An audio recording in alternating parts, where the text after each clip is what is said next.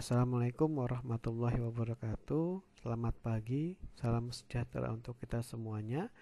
Pada kesempatan ini kita akan belajar tentang persilangan buatan atau hibridisasi pada tanaman jagung. Namun sebelum kita belajar tentang teknik persilangan jagung, mari kita sedikit mengulas biologi reproduksi dari tanaman jagung. Tanaman jagung merupakan tanaman monoseus, artinya tanaman ini memiliki bunga jantan dan bunga betina dalam satu tanaman. Nah, bunga jantan jagung ini terletak di bagian atas, sementara bunga betinanya terletak di bagian tengah tanaman. Kalau kita perbesar, nah ini adalah gambarnya. Di sebelah kiri adalah bunga betina dan di sebelah kanan adalah tandan bunga jantan jagung. Nah, bunga betina jagung ini ciri-cirinya dia memiliki rambut. Rambut ini adalah tempat nanti menempelnya serbuk sari atau kita bisa bilang sebagai mungkin stigmanya atau kepala putiknya. Ya, jadi nanti rambut-rambut ini kalau semua terserbuki akan menjadi biji. Ya, kemudian bunga jantan jagung ini terletak di bagian atas tanaman dalam bentuk tandan bunga jantan jagung. Dalam satu tandan ini terdiri dari beberapa spikelet. Nah, yang garis-garis ini adalah spikeletnya. Dan dalam spikelet ini terdiri dari banyak bunga jantan jagung. Kalau kita lihat ini yang menggantung-gantung ini warna kuning, ini adalah kotak sari dari bunga jantan jagung. Nah, berdasarkan strukturnya, maka bunga jagung ini merupakan bunga yang tidak sempurna dan juga bunga tidak lengkap. Dan tanaman jagung sendiri merupakan tanaman yang menyerbuk silang. Dan satu lagi, serbuk sari dari tanaman jagung itu sangat ringan sehingga dapat terbawa angin hingga radius 300 meter, ya. Nah, sekarang setelah kita belajar tentang biologi reproduksi tanaman jagung, mari kita langsung belajar tentang teknik persilangan buatan pada tanaman jagung. Hibridisasi jagung atau persilangan jagung ini terdiri dari beberapa tahapan. Di antaranya adalah persiapan alat dan bahan, kemudian isolasi, polinasi, pelabelan, kemudian panen benih hasil persilangan. Nah, pada kesempatan ini kita akan mempelajari tahapan-tahapan ini satu demi satu. Nah, yang pertama, persiapan alat dan bahan. Apa saja yang alat digunakan untuk persilangan jagung? Di antaranya adalah ada plastik bening seperti ini digunakan untuk menyungkup bunga betina jagung. Kemudian ada juga amplop coklat ya untuk menyungkup tandan bunga jantan jagung. Ada strapless dan paperclip, ini berfungsi agar penyungkupan ini lebih kencang dan tidak kendor. Kemudian alat lain yang digunakan adalah ada kertas label, ada benang, ada spidol permanen. Ini digunakan untuk pelabelan hasil persilangan yang telah dilakukan. Lalu bahan yang digunakan tentunya adalah tanaman jagung. Nah, yang digunakan adalah bunga tetua betina dan bunga tetua jantan dari minimal 2 genotipe yang berbeda. Nah, pada praktikum tahun ini setiap kelompok ini mendapatkan lebih dari 2 genotipe sehingga dapat dilakukan persilangan buatan pada tanaman jagung. Setelah mempersiapkan alat dan bahan, tahapan berikutnya adalah kegiatan isolasi atau kegiatan penyungkupan. Kegiatan penyungkupan ini dilakukan baik terhadap bunga betina ya maupun terhadap tandan bunga jantan jagung. Nah, sekarang kita akan bahas ya apa saja yang harus diperhatikan dalam menyungkup bunga betina jagung. Yang pertama adalah penyungkupan bunga betina jagung ini harus dilakukan sebelum rambut bunga betina keluar. Sekali lagi, harus dilakukan sebelum rambut dari bunga betina keluar.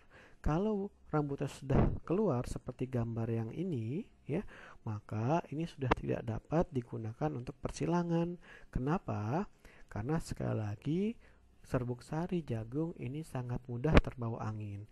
Kalau dia sudah seperti ini, kemungkinan sangat besar ini sudah terkontaminasi oleh serbuk sari dari tanaman lain atau dari genotipe jagung lainnya, ya. Nah, kemudian kegiatan penyungkupannya dilakukan menggunakan plastik bening, ya. Kalau kita lihat di gambar ini, nah di bagian tengah ini adalah tempatnya bunga betina. Terlihat oleh mahasiswa ini sudah dilakukan penyungkupan, ya. Sekali lagi, penyungkupan bunga betina harus dilakukan sebelum rambutnya keluar. Nah, kemudian untuk penyungkupan tandan bunga jantan, ya, yang harus diperhatikan adalah yang pertama, kegiatan penyungkupan dilakukan pada tandan bunga jantan jagung yang sebagian bunganya sudah pecah.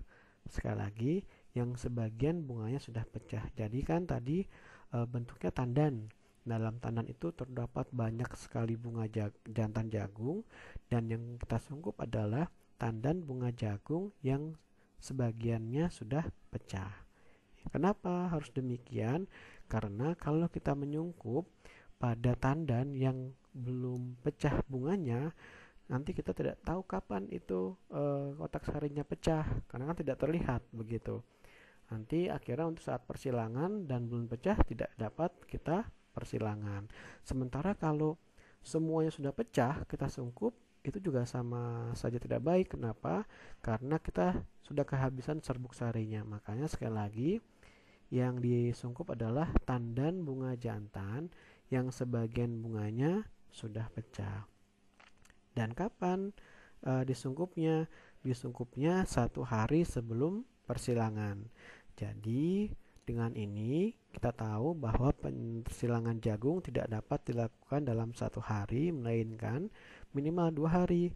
1 hari sebelumnya untuk penyungkupan, 1 hari setelahnya adalah kegiatan persilangan itu sendiri, ya. Kenapa tidak 5 hari, Pak? Begitu. Kalau 5 hari sebelum persilangan, khawatirnya nih sungkup bunga jantannya ini rusak, entah itu oleh air, entah itu oleh angin, atau terlalu lembab, akhirnya serbuk sarinya terkontaminasi oleh cendawan-cendawan lainnya. Jadi 1 hari sebelum persilangan, ya. Kalau kita mau persilangan di hari Minggu, maka penyungkupannya ya harusnya dilakukan di hari Sabtu, begitu. Penyungkupannya dilakukan dengan menggunakan amplop coklat, ya. Kalau bisa amplopnya yang tahan air, begitu, tahan angin juga, ya. Apalagi kalau mau persilangan di Bogor, curah hujannya tinggi, jadi harus memilih amplop yang bahannya kuat, ya. Sekali lagi, ini bagian atas adalah tandan bunga jantannya, ini sudah disungkup oleh amplop coklat, ya. Baik, berikutnya, nah ini ada sedikit kuis. Pertanyaannya, manakah yang paling baik untuk disungkup? Nah, kita lihat ini. Yang pertama adalah gambar bunga betina jagung. Kira-kira di antara gambar A dan gambar B, mana yang paling baik disungkup untuk persilangan? Jawabannya adalah gambar yang A. Kenapa? Karena pada gambar yang A ini rambutnya belum keluar, ya. Jadi kalau kita menggunakan yang B, kita sungkup itu percuma, karena yang B ini sudah terkontaminasi oleh serbuk sari dari tanaman lainnya, ya. Sekali lagi sangat penting, ya. Kegiatan penyungkupan bunga betina jagung dilakukan pada saat rambut bunga betina belum keluar. Jadi jawabannya ini yang A. Berikutnya adalah ini ada gambar bunga jantan jagung. Kira-kira yang mana yang paling bagus untuk persilangan? Jawabannya adalah yang B. Kenapa yang B? Sekali lagi, tandan bunga jantan jagung yang disungkup adalah, ya, yang sebagian bunganya ini sudah pecah, sudah keluar serbuk sarinya. Nah, ini kalau kita lihat gambarnya, bagian spikat ini sudah pecah, tapi di bagian lainnya masih banyak yang belum pecah, sehingga ini sangat bagus.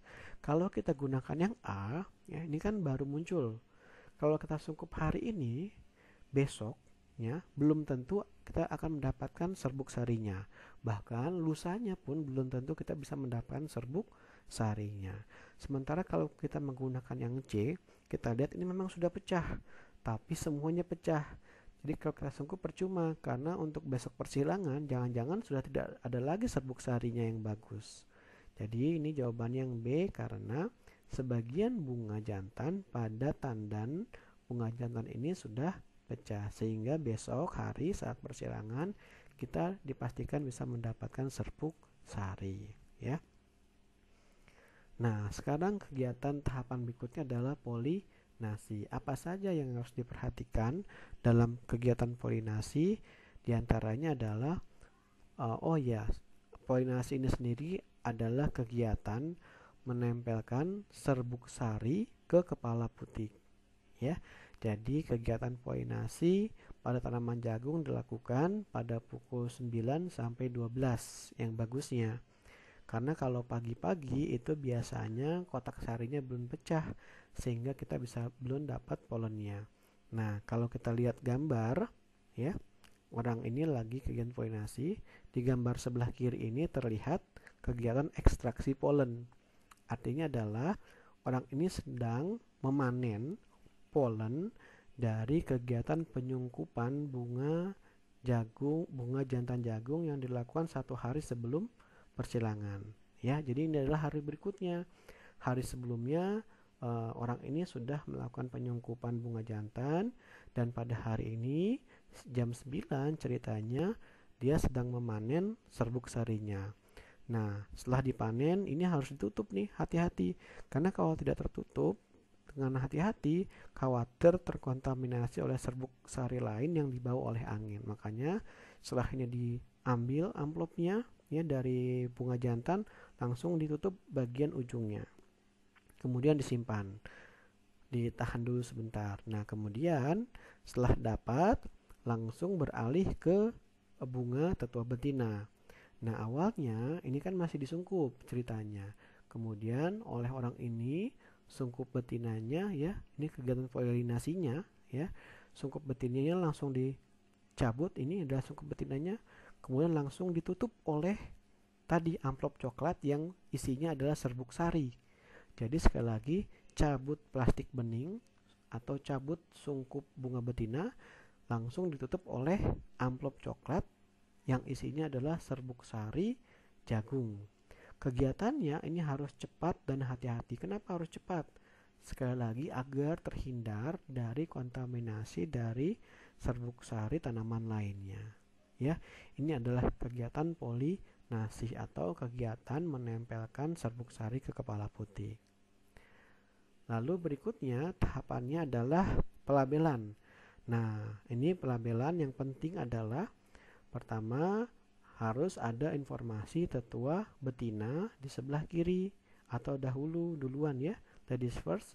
Kemudian ada informasi tetua jantan sebelah kanannya, dan informasi tentang waktu persilangan dilakukan. Kalau kita melihat ini, maka persilangan dilakukan pada tanggal 27 Desember tahun 2020. Nah, ini menggunakan spidol permanen, ya, yang kalau bisa tidak luntur walaupun terkena air. Dan apalagi yang penting setelah ini adalah panen benihnya. Ya, ini sangat penting. Kenapa? Karena persilangan jagung itu tidak mudah. Nah, misalkan kita berhasil persilangan jagung, ternyata panennya salah. Nah, percuma jadi persilangan kita, ya. Nah, ini ada 2 gambar jagung, ya. Ini panen untuk benih ini dilakukan pada seperti gambar B, ya. Ini sudah bijinya sudah agak kering dan sudah agak keras. Nah, untuk gambar yang A ini adalah panen untuk jagung dikonsumsi. Nah, jadi ini tidak boleh kita memanen benih hasil persilangan pada saat yang A ini jangan digunakan, ya. Sekali lagi, panennya pada saat bijinya sudah agak tua, sudah kering dan agak keras. Jadi yang B ini yang tepat. Kenapa? Kalau yang A ini benihnya belum masak atau belum matang fisiologis. Jadi kita tidak bisa menanam untuk menjadi tanaman di musim berikutnya, ya. Jadi mungkin itu yang dapat disampaikan pada praktikum hari ini. Kurang lebihnya kami mohon maaf. Assalamualaikum warahmatullahi wabarakatuh.